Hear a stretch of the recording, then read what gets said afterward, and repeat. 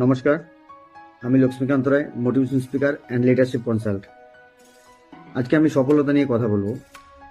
সফলতা পাওয়ার জন্য ফেল হওয়ার প্রয়োজন আছে, বারবার ধাক্কা খেয়ে পড়ার প্রয়োজন আছে। ধাক্কা খেলেই তো এগিয়ে যাবেন এবং পড়ে গেলেই তো উঠে দাঁড়াবেন। এরই নাম জীবন।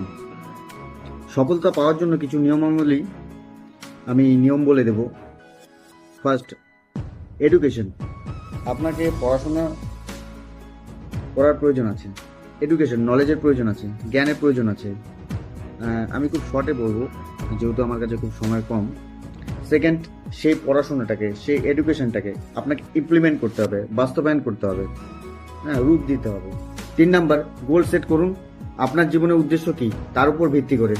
4 নাম্বার, আপনার গোল বা ড্রিমকে কি করে পূর্ণ করবেন